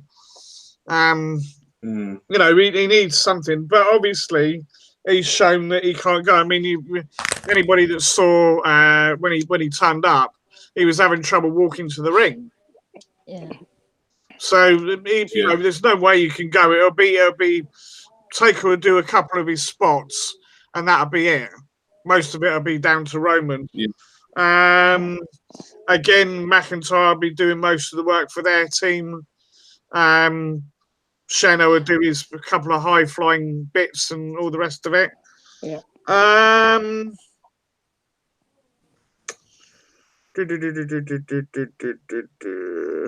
Let's go for I think Taker and Roman, and the reason being is because of all the business that's going on with KO. This would be Shane getting taken down a peg or two, maybe even stirring something up between McIntyre and Shane, because McIntyre get fed up with Shane keep losing. Yeah. So, and I think this is building up for the program with Owens versus Shane for a bit. So they're going to try and move things on, and again, the Taker needs a decent send off. This won't be amazing, but it'll be a decent send off if it is his last match. So yeah, Taker and Roman. Taker and Roman is Jason's pick for this one. Rach, who are you picking for this no holds barred tag match? I saw the clip that Jason talking about where Taker could hardly walk to the ring. I saw how he was moving when he was in the ring against Goldberg. Oh God! I think this definitely needs to be his last match. I don't think he should come back from this. I don't think WWE should allow him to come back. No. He needs to retire. He's got a young kid, isn't he? If I remember correctly, he's got a young child with Michelle McCall. A young daughter. Yes, yeah, I believe so. Yeah. Obviously, he needs to start thinking about her. Not keep doing these matches or getting into the ring where he can hardly walk, and it hurt as a fan. It hurts me just to see him struggling. Yeah. To do this. Yeah. I think he should. Just needs to retire now.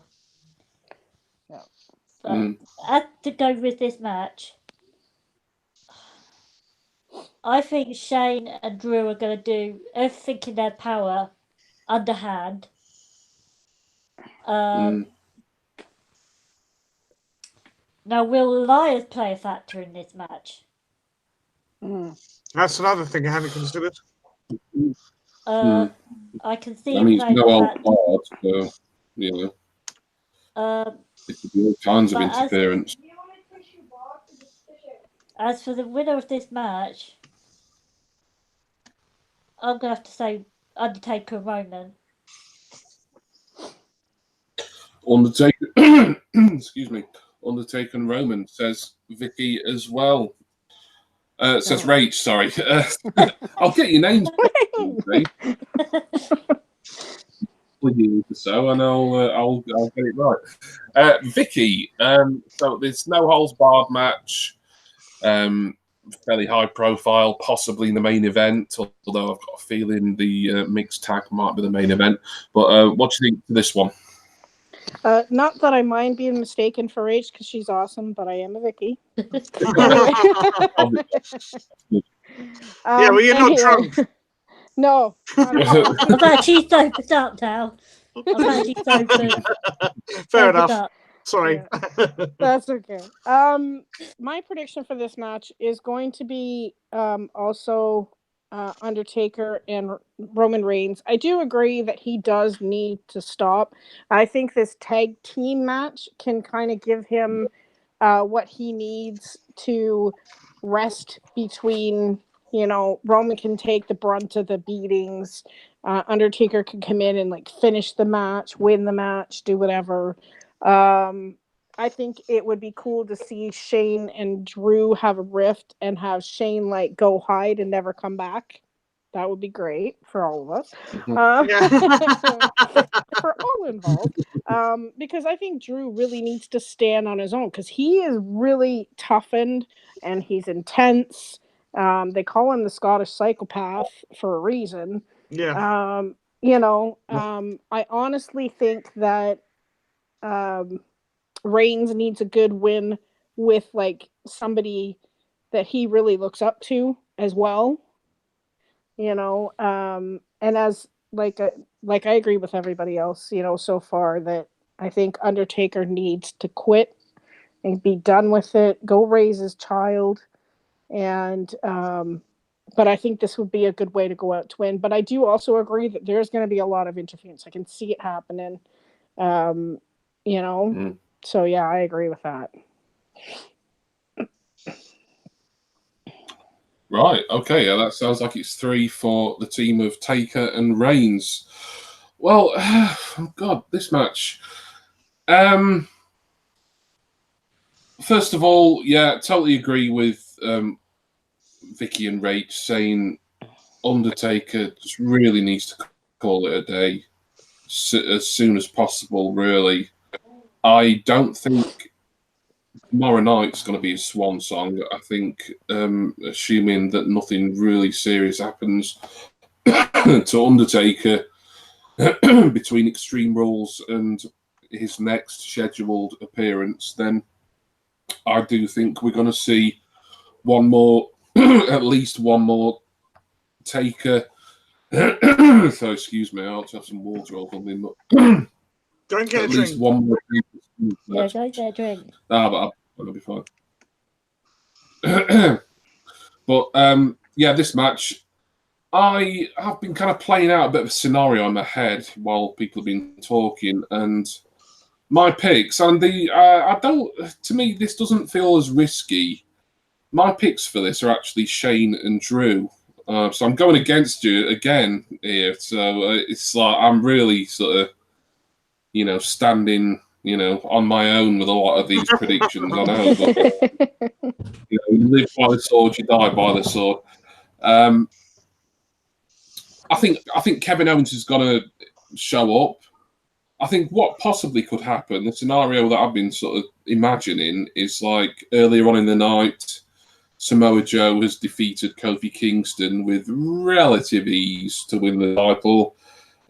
He's the one who comes out and sort of stops Kevin Owens from getting to Shane, sort of thing, which will maybe set up their thing. This is obviously just me sort of, this is how I'd do it, how I'd sort of book, everything between Extreme Rules and SummerSlam, really. But I think that Shane and Drew are going to win simply because Drew's going to get the pin on The Undertaker. I think he's going to get that. That's going to be a big feather in his cap, and that's going to lead to a potential retirement match, maybe at SummerSlam, one-on-one, Undertaker versus Drew. Maybe they could stretch it out to 2 pay-per-views, but I don't know. That's probably way too much schedule for the Undertaker to wrestle sort of 3 pay-per-views in a row. I think he's going to struggle with 1, really, let alone 2. But I do see a singles match between him and Drew McIntyre because Drew's now in that position where he could be established as the new Phenom, almost. Not as in Phenom as in this kind of supernatural character, but just this kind of WWE's top, big guy. Yeah, he's just unstoppable. Yeah, this kind of special attraction, dominant force that the Undertaker has been for so many years. Why not give that role to Drew when the Undertaker eventually hangs his hat up? But I think Drew needs a win over the Undertaker. And why not in this match? It's good that it's a tag team match and The Undertaker theoretically doesn't have to do as much. I will worry if and when Undertaker has his next singles match. SummerSlam, I think if The Undertaker's going to have a final match, he's got to really put someone over. So maybe if he doesn't put over Drew tomorrow, he may do it at SummerSlam or Survivor Series might be a good one because Undertaker is quite associated with Survivor Series down the years, isn't he? So, and it means he'd get a bit of a break till November as well. That's giving me an idea. But I don't know. I've just got a feeling Drew McIntyre, and I often sort of pick Drew for these big moments, and he doesn't quite come through for whatever reason. But I'm going to do it again. I'm going to pick the team of Shane and McIntyre to win. I think Kevin Owens is going to get involved. I think if I was doing it, I'd book it where Samoa Joe, right after winning the title, he'd come out and kind of get in Owens' face and on behalf of Shane McMahon. So, but that's my prediction. I'm just I'm just enjoying doing this sort of fantasy booking in my head right now, and I've even sort of, it's fun, isn't it? What I'd do with Kofi after he lose the title as well. I think I'd pull the trigger on the New Day split. I think after Extreme Rules as well. Sorry, go on, Jason. Said about fantasy booking. You said about Survivor Series actually would be a damn good send off for the Taker, right? Team Taker versus Team McIntyre. Oh. And it comes down to those two. Taker's team does most of the work and they're eliminating a load of Drew's guys. Yeah. Drew comes in going mental, being the Scottish super psychopath, taking out everybody, comes down to Taker, and McIntyre gets the pin, Taker retires. Yeah. I know that'd be a good way to go. Over there, but Taker's final. If he's going to have a final, obviously he will have a final match. Yeah. Just fate will decide that. But what it'll be and when it'll be, we won't know unless he announces this is my last match prior. But yeah, I still think that his last match, whenever that'll be, will be a one-on-one. But by the same token, that is a good idea, especially because of the elimination principles in a Survivor Series tag match of that ilk. Then it can get down to a one-on-one situation at the end. So I could potentially see that happening, Jason. So I think we've only got one more match to predict now, haven't we, Rach? Which one is that? It's the winner take all. Becky Lynch and the man's man, Seth Rollins, versus Baron Corbin and Lacey Evans. Why, oh why did they release that T-shirt? I never know why. Yeah, the man's man. Yeah. So basically,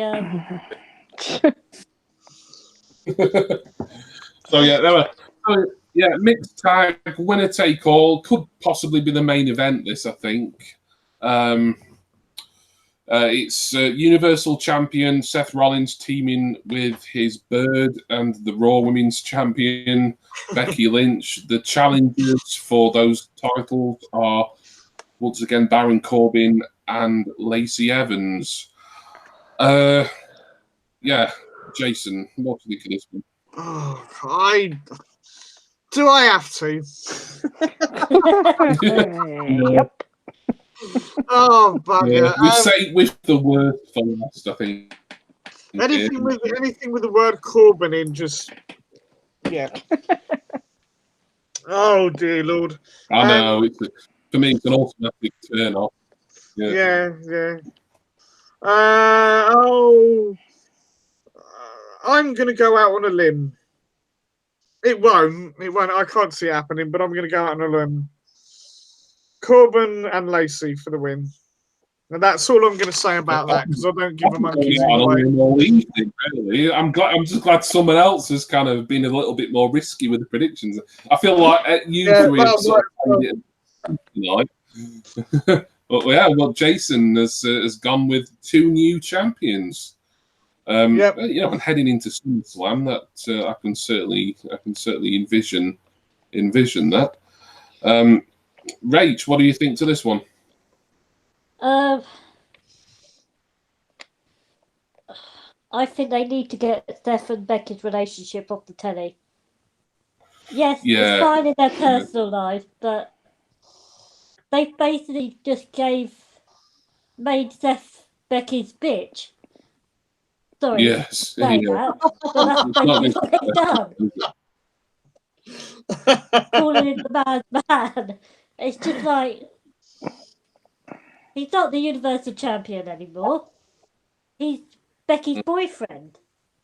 Been making him out to be.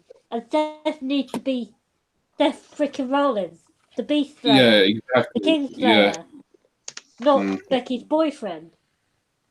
Mm-hmm. As for this match, I don't think they're going to be losing those bouts anytime soon.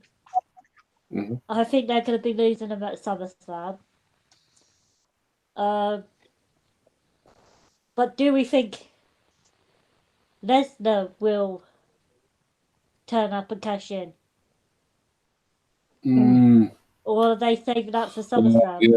I've been kind of wondering about that since Money in the Bank, really. And he's kind of, I thought the ideal opportunity for him to cash in on one of the champions, whether Rollins or Kingston, was they called it Crown Jewel, the Super Showdown, but because he was at that, but very little. Lesnar at that. But so your prediction is Rollins and Lynch to retain, then, right? Yeah. Yeah, I'm predicting Rollins. Okay, good. Right, yeah. So, Vicky, we've got one for Rollins and Lynch, and we've got one for new champs Corbin and Evans. What are you going to say to this one? For sure. That's about it. I don't even see what the point of having this as a main event match is. This is one of those matches they should have saved for the mixed tag team thing that they did a while ago, like when they had Miss Bliss and Strowman and stuff like that. This should have been saved for something like that. They haven't, of course, done a mixed tag team match in quite a while since Sable and her honey back then. But anyways, I'm gonna go with Seth and Becky, just because I would like to see them both retain and then go and defend their titles separately instead of being the power couple of the WWE. Like, you know what I mean? I do agree with Rach. Making this public like this, putting them at the center of attention, and then making Seth into be like Becky's the man and she runs the show, she wears the pants in that family type thing. You know, but I think Baron and Lacey, like, they would make a good team, but I don't like Baron. I never have. I don't know, even back in his Lone Wolf days, he was a lot better back then, but anyway. Yeah. But I honestly do agree with Rach. I think they need to take this relationship out of the spotlight and go their separate, defend Seth, defend against Lesnar. I think it'd be really cool if he actually did come out and challenge with the Money in the Bank thing, win it from Seth, and then that would kind of pull Seth away from Becky a bit, you know?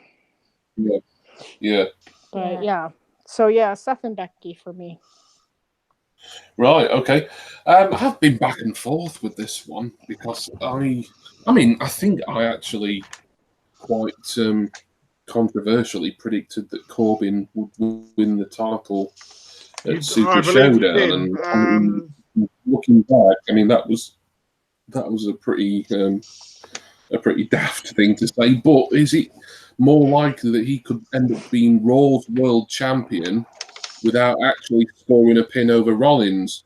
I mean, the trouble is, yeah, I completely agree. Making the real life relationship of Becky and Seth into an angle, into an on-screen thing, it's kind of castrated Seth Rollins, really, isn't it? And, you know, he's supposed to be Raw's top guy, Raw's top face, Raw's world champion.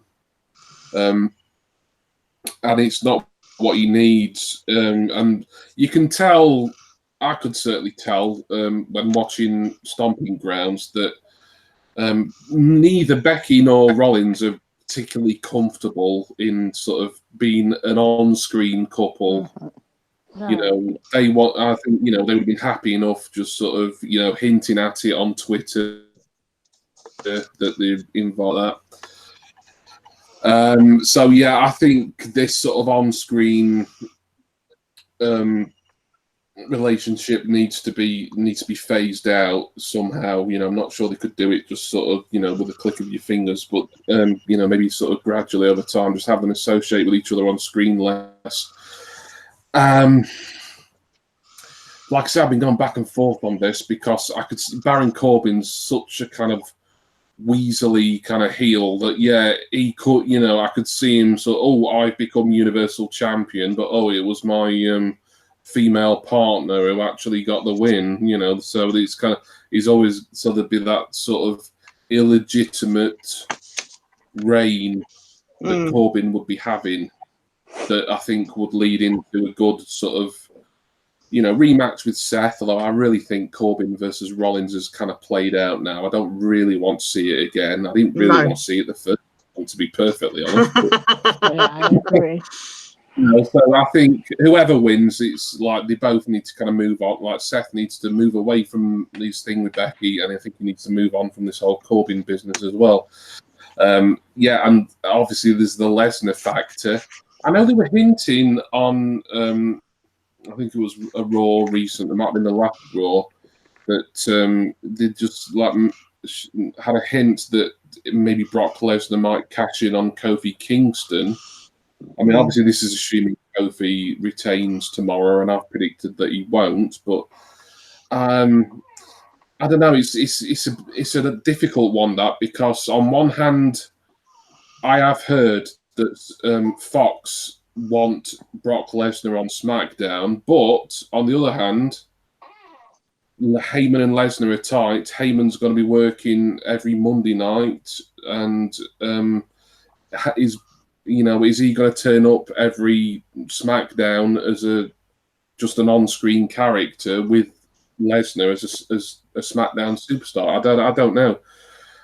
It's all speculation. It's going to be interesting to see how it all plays out, especially regarding the Universal and WWE Championships. I think certainly on SmackDown there's potential for some interesting matches. I like Lesnar, but I like him as a special attraction. I don't like him as a Universal or World Champion who is supposed to defend his title every 30 days or whatever, because he doesn't. And it just, it means that the Universal title has never reached that level that it needs to reach at being, the biggest world title you can compete for, at least on that, at least on the Raw brand. Yeah. So, but going back to this match, I've gone back and forth on this. It's a little bit of a coin toss one. I admire Jason for kind of sticking his neck out and going against the grain, because I've been kind of very tempted to myself. Because I don't know, but then again, I don't want to see Corbin as Universal Champion. That is really my. No, neither do I. But I know, but I mean, I picked him last month, not because I thought, oh yeah, great, Baron Corbin as Universal Champion. That'll put bums in seats, because it won't. But I'm gonna go with Rach and Vicky here. I'm gonna say, because I think there needs to be some strong champions defending at SummerSlam, and I know Rollins has been castrated a little bit, but hopefully he's not. They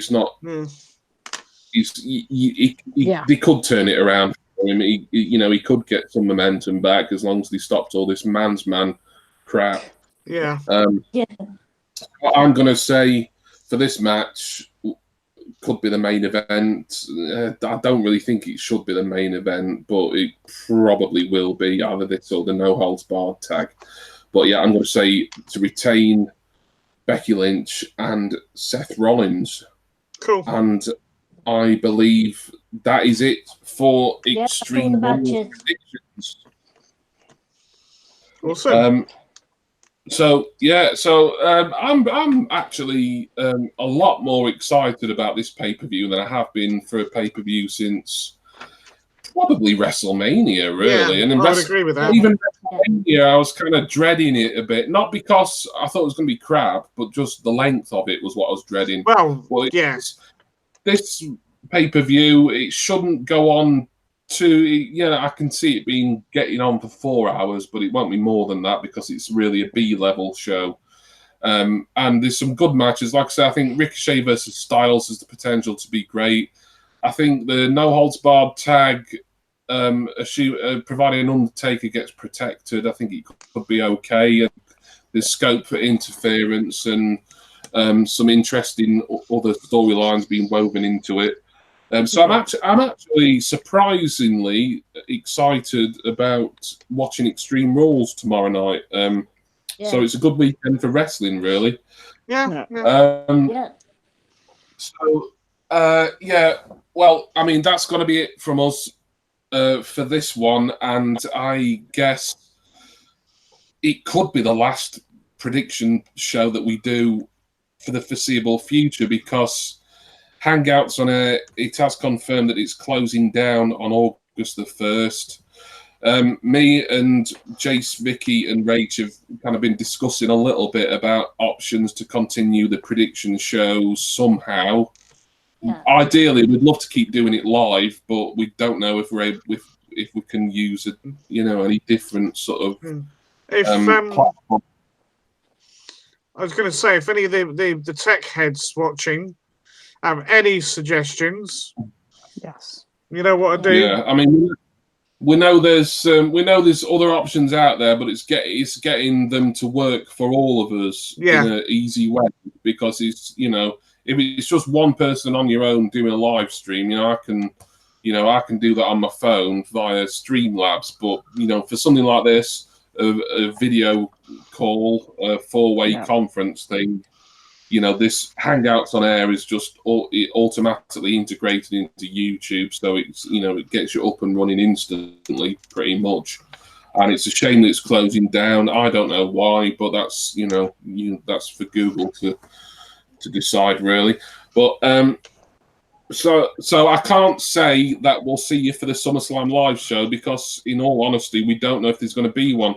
I do want to continue the series somehow, even if it's like sort of a pre-recorded thing, and we each do our little bits and then I edit them together. Honestly, it's something we need to talk about over the next few weeks or so and decide what we're going to do, because I've had a ton of fun doing these every month or every time. Yeah. And I want to give massive thanks to Jason, to Rach, to Vicky for joining me for all these. Well, and Rach and Vicky, I know you started a little bit later, but it's been great to have you both join me and Jason, who've been doing this since the Royal Rumble. So thank you to the three of you for your great wrestling insight and all the work that you've put into doing the predictions and writing the matches out and everything. So if this is the last one that we do together it's going to be the last one on Hangout, certainly, but if it's the last one we do live all together, then thank you so much for doing this on my channel and doing this with me. So cheers to you three for that. Yeah, stop it, you're going to make me cry. God, yeah, it's worse than the bloody Oscars, this, isn't it? Yeah. I want to thank God. Thank you to all the viewers. Everyone. Thank you to all the viewers. We wouldn't be here without you. Yeah. I do want to thank everyone who's ever come in to have a chat with us in these streams, who's watched us or who's might have watched on replay, and has just shown us support over the last 6-7 months that we've been doing this as well. And hopefully we're doing something for SummerSlam. We need to sort it out. I don't know if it's going to be live. If I had to guess, I would say probably not, but touch wood, we might sort something out. It's something we're really going to have to look into and try and sort out. But we've got like 4 weeks till some. So, we've got a little bit of time to discuss options and see what's what. So, but yeah, thanks guys for tonight. I hope everyone enjoys Extreme Rules. I hope everyone also enjoys AEW Fight for the Fallen and Evolve 10th anniversary if you're watching those. And I guess left for me to say is thank you everyone again. Please subscribe to all of us and check out our videos, our back catalogue, and all the videos that we've got coming up, because all 4 of these channels, speaking for myself and speaking for these 3, are fantastic, and they've got some great content. So subscribe to us all if you're watching on replay, and I will see you for some sort of video very soon. All right, cheers everyone. See ya.